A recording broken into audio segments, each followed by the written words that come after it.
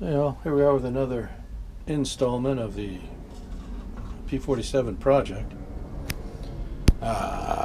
It's got white primer on it now.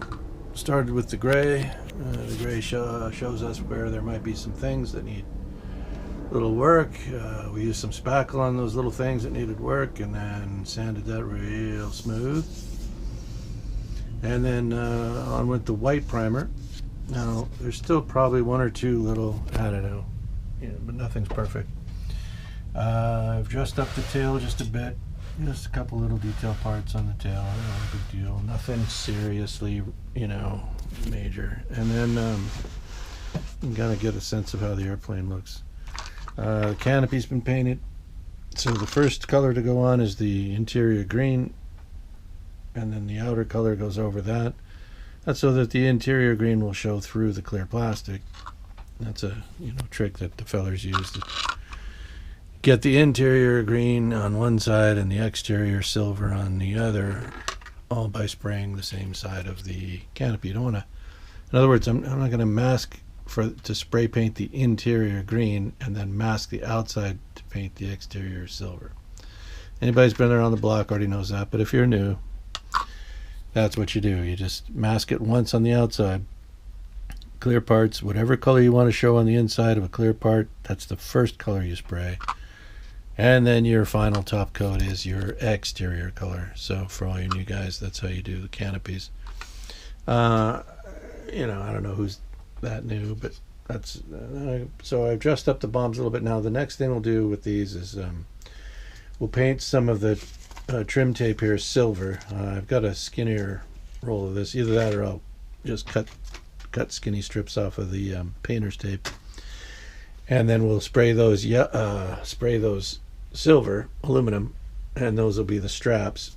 So little marks where the grippers are have they mark the plastic a little bit, and that'll tell me where to wrap the straps, so that when we fit the munitions onto the pylons, the straps will line up with the clips. All right, so that'll happen. The landing gear finally is assembled. I don't have to worry about the wheels falling off, the hubcaps disappearing into the carpet somewhere. They're painted now with the exterior gloss aluminum colors. It's actually, what did I use on this one? Bare metal. Just a bare metal spray. So that looks pretty good. Wheels are ready. That's the one, and this is the other. Port and starboard wheels. All right, and the outer doors are flippy flappy so that they can compress up for the closed landing gear and then extend outward for the landing gear down and down locked. What else? Oh, in case we're not all on the same page, the airplane is going to be the Hunt Hunter 16, number 40 in that pair. So it'll get the yellow wing stripe, yellow tail stripe with black border, the green anti-glare panel that extends back and is split by the strake, the tail strake, and then the red nose. Cali Graphics is doing all of the decals for this one, so they should look really crisp and nice. And once we get those on,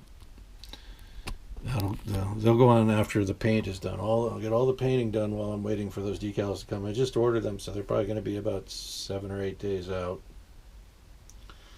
That'll give me time to paint the airplane and draw the panel lines onto it.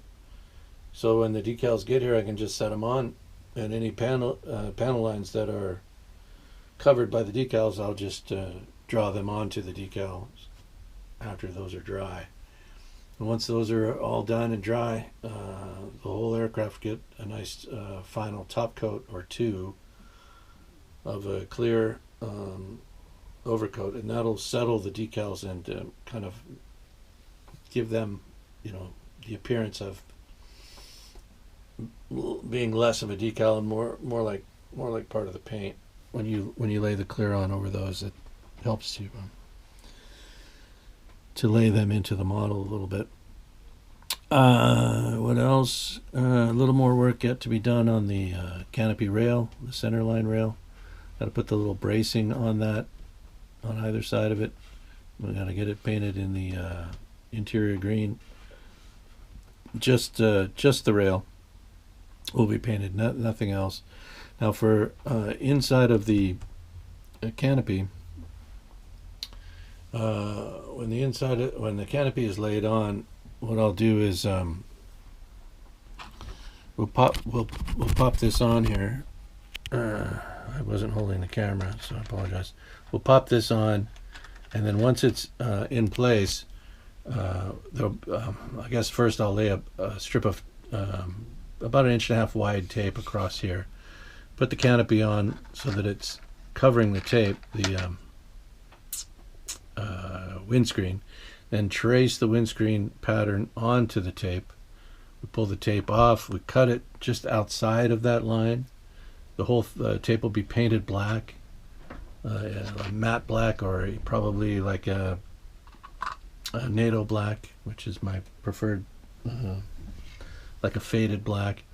And then with that shape on it cut out and the line traced where the windscreen falls onto the fuselage, that piece of tape will be laid on exactly into that where that pattern is, so that when I put the canopy on and glue the windscreen, that interior black will fit perfectly inside of the windscreen. There might be just a thin black reveal all the way around, which is kind of what I want. I don't want the canopy to cover perfectly that tape.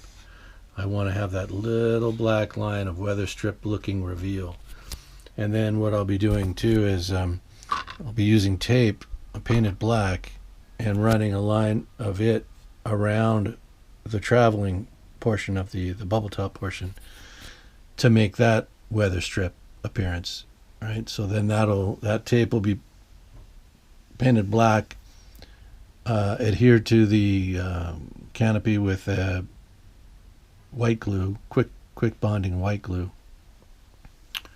And then once it's dry, I'll just take the scissors, the hobby scissors, the little ones, and just carefully cut it such that it looks as though there's about 1.5 inches to scale, not 1.5 inches piece of tape hanging down, but to scale, a thin, about a 1/16 inch black line, which will be the weather stripping for the canopy, right?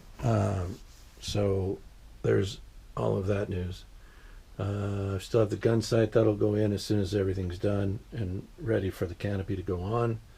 As soon as I get the windscreen glued, the whole canopy and windscreen will go on as one piece. I'll come back and then carefully slice away on the line. We'll slice the bubble top loose from the windscreen while it's on the airplane. I know it's tricky. I think that's what I'll do. The only other option is to cut it free beforehand and then painstakingly try to get them to line up and fit with each other on the airplane. It's either fit them on the airplane and try to with them independent of each other, or cut them apart on the airplane, which is tricky. So I guess either way, I'm in for a little adventure with the canopy, to sum it up. Right? So anyway, we'll take it on when it comes. It's just the kind of thing, you just have to deal with step by step, phase by phase. There's always something challenging. And so for the panel lines, since what we have here essentially is a P-47D-40RA. That's essentially what I've modeled. That's why we're using the Hunt Hunter. That's exactly what that airplane is. Has the Hamilton standard propeller. That's the one with the larger hub versus the the Curtiss Electric prop, which has the skinny hub and the prop cuffs on it. We don't have prop cuffs. We have the Hamilton standard, hydraulically actuated. This prop. So it's the P-47-40RA. So these are the panel lines that I'll be attempting to scribble onto the airplane. For the upper surfaces, that's a generic actually all I could use any of these for the panel lines. I'm just going to try and capture the most prominent ones, and then here and there I'll be using the riveting tool to try and replicate a few of the rivet lines on the airplane. Again, I'm going to try and do every line. Okay, that's madness. It's already it's already a little bit crazy what I do. I'm not that crazy, so we're not going to do every line. But what you want to do from an artist standpoint is represent the major aspects of the airplane, the most prominent aspects, so the most prominent panel lines, the most prominent features. You drill into it here and there to bring some detail to the eye right away, but for the most part, unless I want to spend 2 decades working on this P-47, and installing all the plumbing and everything else, and making sure all the hatches open and close, and that's just not going to happen. So we compromise. All of this is compromise. So everybody's tastes are different. Not all of us will see the same details the same way, or some viewers will think he took shortcuts, and others will say, man, I can't believe that guy did all that stuff. So somewhere in the middle is where I hope to be, and I'm just pleasing myself, really. I do these on the channel so that others can get a sense of it. Anybody who's like-minded or wants to replicate models, airplanes, warbirds, cars, trucks, whatever you're into, I don't know. I do these mostly, and then occasionally you do some plastic trucks or something. But I do these just for my own entertainment. Right, so there it is, P-47 coming along. Now, getting the gear to fit when the time comes, and retract and stay put and all that stuff, that's an adventure we're still looking forward to. So stay tuned for that. And what else? Yeah, that paint's going to go on step by step. Probably first I'll try and get those yellow stripes on there.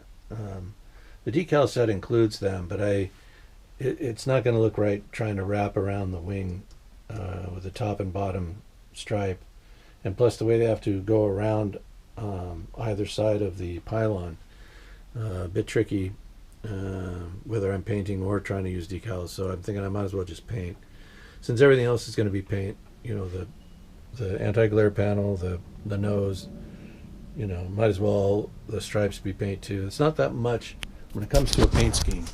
I mean, it's the green, it's the yellow, and the red. Everything else is decal, and then the panel lines. So it's not that involved when it comes to a paint scheme. Not as involved as some of the ones I might have gone with. Right, so we've got this project, and we have DC-3 that I'm going to do in a Western Airlines livery. And there's an F4U Corsair, the same 1/16 scale as this. And then there's a couple of smaller, like a 1/24th, I think they are. 1/24th, they might be, they're 1/24th wooden. There's a F3F Grumman barrel in that scale, and there's another airplane there, but I don't remember what it is. Yeah, well, we'll find out.